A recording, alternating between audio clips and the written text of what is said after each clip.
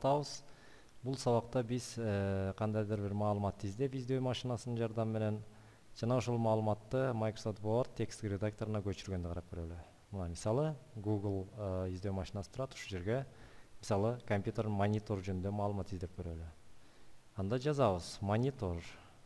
Мынакей маалыматты жазуучу талага монитор, Enter деп басабыз, же поиск Google деген баскычты бассак, ушул монитор жөнүндө бизге көптөгөн сайттарды таап берет бул браузер. Жана мынакей көрүп атасыңар, картинки по запросу, башкача айтканда ошо мониторлордун ар кандай түрлөрү боюнча сүрөттөрдү да таап берет. Эми ушул монитор боюнча бизге мисалы текстик маалымат керек. Анчы мына монитору LG LCD деген сайтка кирип көрөлү, ушул маалыматты камтыган.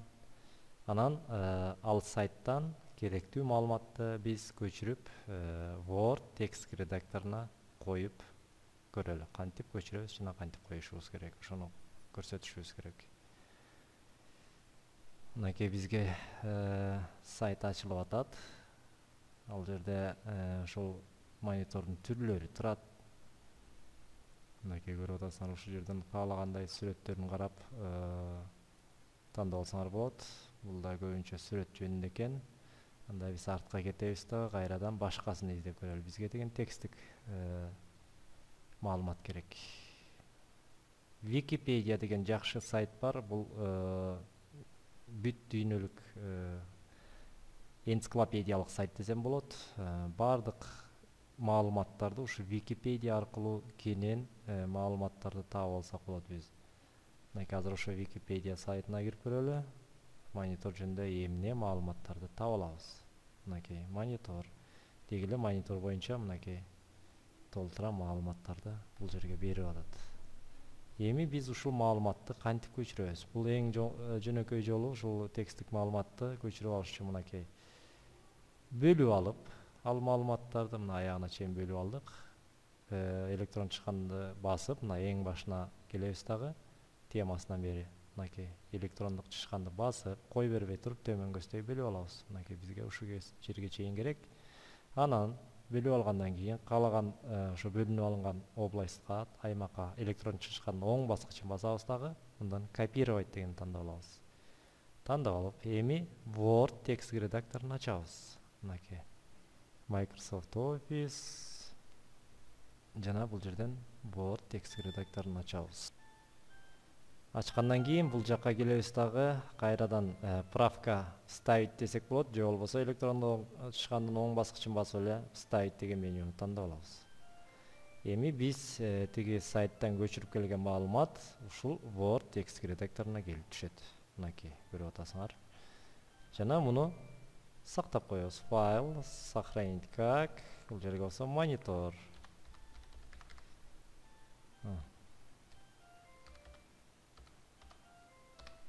Монитор болду, сактадык. Демек биз ошол сайттан керектүү маалыматты сактап алдык. Ушул сыяктуу эле каалагандай дагы информация табасыңар. Мисалы үчүн биринчи ошо Википедиядан карадык, эми дагы башкасын карап көрөлү. Мисалы монитор деген сайт. Дагы бир сайтка кирип көрөлү. Мына монитор.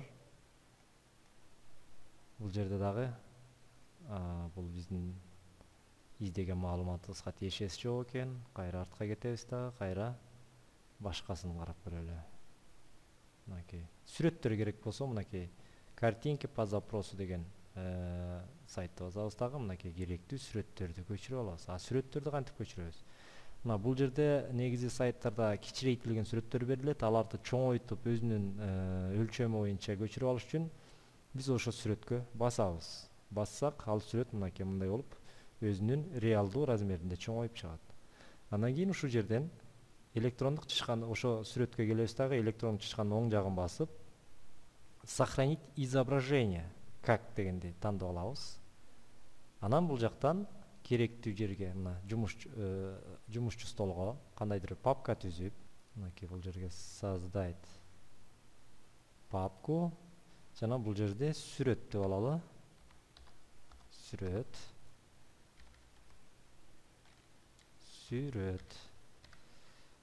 Сүрөттөр. жана ачабыз дагы, андан кийин мынакей имейчи аты коюп, аттын коюп сактап коебуз. Болду. Эми кайрадан артка кетебиз дагы. Бул жактан дагы бир башка түрүн тандап алабыз. Мисалы, бул монитордо. Аны да чоңойтолу дагы. Анан ошол боюнча анын сүрөтүн сактап коелу. Мынакей таптык. Эми бул жерден дагы оң жагын басып сохранить изображение как, жанагы эле папкага, сүрөт деген папка сохранить. Болду. Биз сүрөттөрдү сактап алдык. Бул мынакей кыскасы ушундай жол менен биз текстти дагы, сүрөттөрдү дагы ушундай жол менен көчүрүп алсак болот экен. Мына дагы бир сайтка кирип көрөлү. Дагы жакшылап эстеп калыш үчүн мынакей бизге керектүү маалыматтар. Ушул маалыматтарды дагы эмне кылабыз? Көчүрүп алыш үчүн албетте аларды бөлүп алабыз биринчи. Мына башынан баштап бөлүп алайын мен. Бөлүп алдым дагы аягына чейин. Анан бул жерден оң жагын басып копировать. Кайра жанагы Word текст редакторуна кирем дагы. Бул жерден эң артына келип, бул жерден кайра вставить. Мынакей мен дагы маалыматты бул жака көчүрүп алдым. Мына биздин маалыматтар келип түштү. Жана буларды дагы мынакей сактап коебуз. Кыскасы, маалыматты көчүрүүнү түшүндүңүздөр деп ойлойм. Анда эмесе ушу менен бул сабакты аягына чыгаралы. Кийинки сабактан жолугушканча саламатта болуңуздар.